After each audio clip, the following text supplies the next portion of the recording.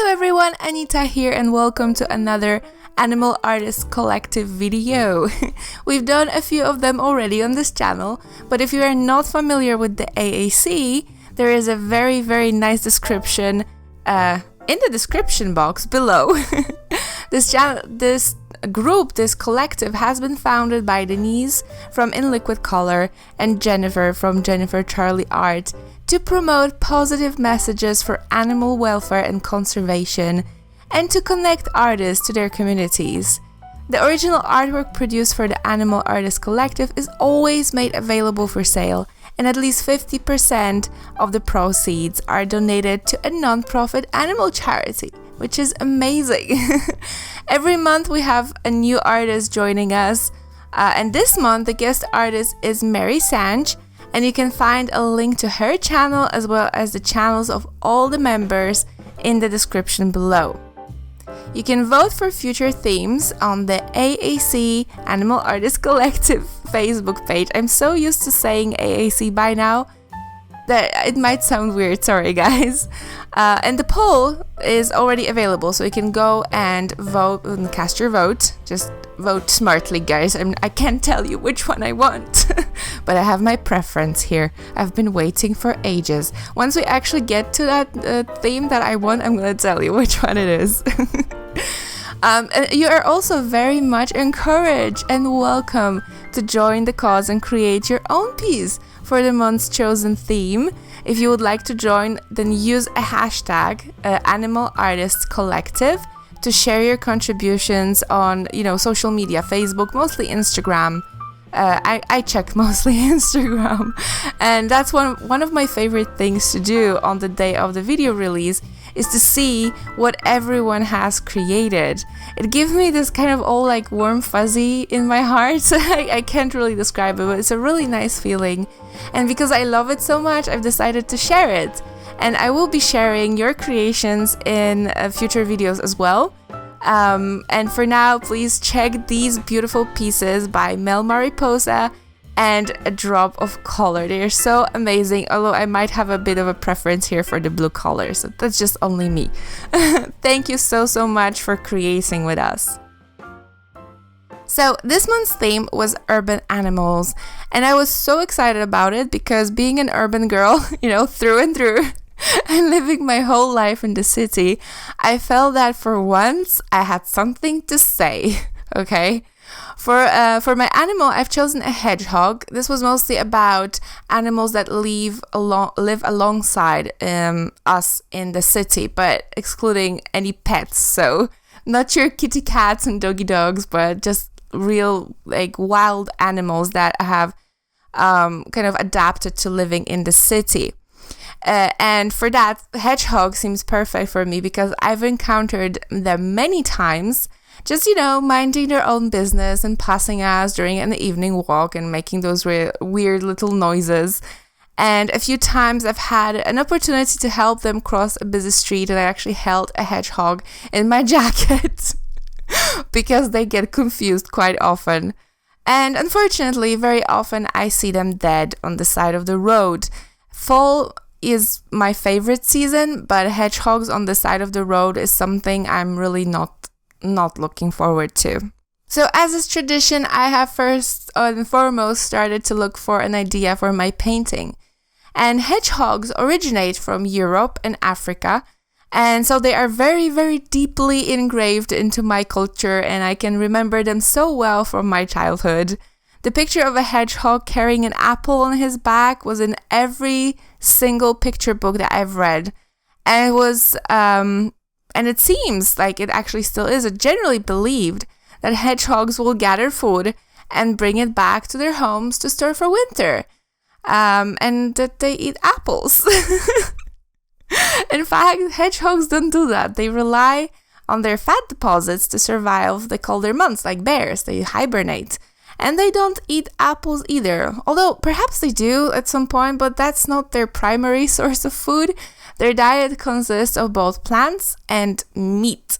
So I can never pronounce that word, so I'm not even gonna try. But that mostly means that they will eat insects and frogs and bird eggs and mushrooms and berries and pretty much anything that you would normally find in a forest, because that's where they kind of started to begin with, in a forest. Another very popular image is of a hedgehog sleeping surrounded by autumn leaves. And that's because hedgehogs often hibernate in piles of leaves. So be very careful with those, warm autumn fires that you might want to make. Always check if there is a hedgehog inside, so that you don't accidentally burn it. It would be sad. So compared to other animals, hedgehogs actually don't appear in a lot of legends and myths, which was a bit of a surprise to me. And funny enough, they don't really have a very good reputation, according to, some of the stories I've read. There are some resources in the description below if you would like to find out more about them. But for the sake of time, I will just jump straight to the idea that inspired this picture that I'm working on in the background. While reading about hedgehogs, I found a plant called Raskovnik, which is supposedly a magical herb that opens anything that's been locked. And Raskovnik is part of Slavic and Romanian mythology, which means that it's like very close. It's like in a close legend circle. It's like part of my legend circle because I'm from Poland. And I just had to know more about it. It just immediately got my attention. So Raskovnik is often called a thief's weed. That's kind of a loose translation, mind you. And it looks a bit like a 4-leaf clover and is extremely hard to find. In fact, as far as I know, the only animals that are supposed to be able to find it are tortoises. Goodness, I can't pronounce that, guys. What is going on today? Like ground turtles. I can pronounce that. Also a few woodpecker types, and you probably guessed it, hedgehogs. And doing some more research, I found this Polish article quoting a monthly magazine from 1903. And according to that article, to find the Raskovnik plant, you had to wait for the hedgehog mom to leave her nest and then surround her nest and her babies with some kind of barrier that she couldn't go through. And when the hedgehog mom comes back and can't get to her babies, she will look for a solution. And so she will look for the Raskovnik plant because she knows that it will open the barrier. It's a pretty nasty thing, if you ask me, holding babies hostage.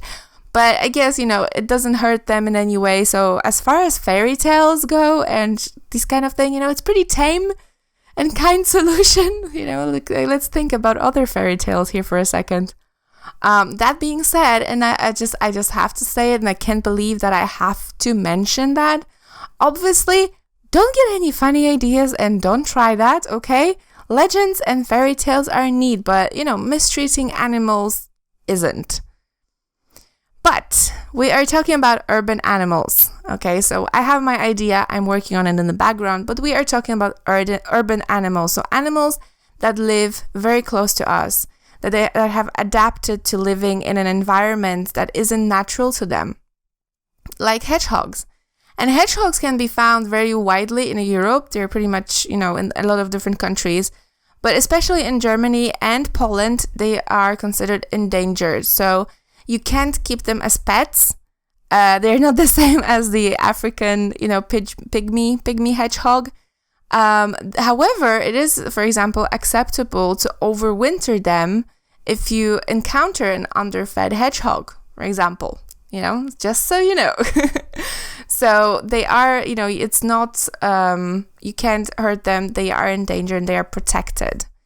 Now, I'm not a pro. Just bear that in mind, okay? I'm not a pro at that. But a while back, I started just reading about hedgehogs, a few years back. So just let me tell you, how I learned to recognize if a hedgehog needs your help. Because oftentimes they're just gonna, walk around and everything is fine. But sometimes there are certain signs that you have to bear in mind and then give help to that animal if it needs it. So hedgehogs are nocturnal animals. So seeing one outside during the day is always a red alert, okay?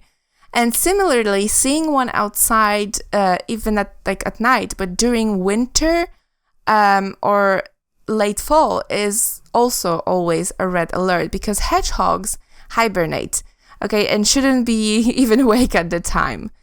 Also, you have to look at the shape of them, if they're nice and round, and not when they are, of course, making themselves into a little ball, but when they are walking and they are nice and round and fat, and that means they're healthy. But if they will look a little bit elongated, like thin and long, that means they're underfed and perhaps also need a little bit of attention. If you find an awake hedgehog in winter or fall and you don't help him, it's probably going to die, because it won't have enough food and warmth to support itself. And especially warmth, because apparently warmth is the first thing that should be given to a hedgehog, even before food. A warm electric blanket or a warm water bottle, even if you don't have anything else. But not anything that creates light, because, they are, after all, nocturnal. And that's why it's so important to check the piles of leaves, because, they are warm in there, and it's a perfect nest location for them. If you have a garden, and you might want to create some little hedgehog houses where, the hedgehogs can overwinter. For example, if you see hedgehogs passing through your garden or your backyard, you might want to give them some space so that they can actually, survive through the winter. They're apparently very helpful to have in the garden as well, because they are getting rid of a lot of pests, like a lot of not crickets, goodness Christ, goodness me, but a lot of insects and slugs apparently as well. So very helpful to have, just in case you were wondering. Now, if you have seen a hedgehog around your house and you would like to leave something nice for them, like some food to help them, never ever leave milk or cat food. Hedgehogs are lactose intolerant, in fact, so anything milk related is really bad for them. Now, the cat food is a bit more controversial topic, because it's actually widely suggested by different organizations that you can feed cat food to hedgehogs. But even the best cat food is not good for hedgehogs. It's just, it's just easier to get. It's apparently very bad for their teeth and for their stomachs. It's just a very bad idea to do this. I've never actually been in a situation where I had to feed a wild hedgehog. But if it ever happens, I'll probably just give it some fresh water and warmth, especially warmth, first, and then just quickly get some, like a warm, like worms type food thingy from the animal store, like crickets or something. Those are or mealworms, apparently very good for, a short period of time.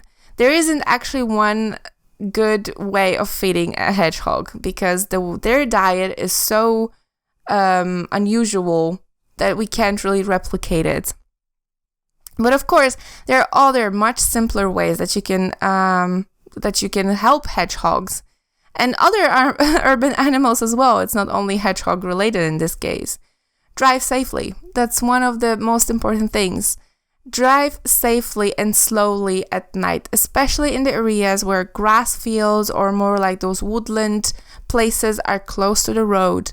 The roads that are less used or are dark at night, I've seen so many hedgehogs dead on these kind of streets, and I could never understand that, because hedgehogs are neither tiny nor are they fast, very much, so they can't just unexpectedly jump in front of a car like rabbits do, for example.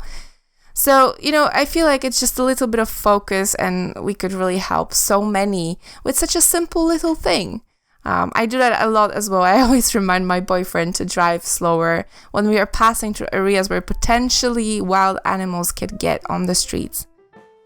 So I could talk about hedgehogs for hours, really, but this video has a time limit. It's unfortunate, but it's, I can't really cram as much as I would like to into this video. Let me know, though, in the comments below about your encounters with wild hedgehogs. And maybe you own a hedgehog pet, like the African pygmy hedgehog. I would love to hear your stories, because hedgehogs have always fascinated me. They're one of those animals that are so hard to see, because of course they are nocturnal, so you can only see them at night. And because of that, it always seemed so very magical to me. Also, if you're interested more in the painting process of this piece, I actually made another voiceover for this same exact video, but I'm talking only about the painting, because I had lots of things to say.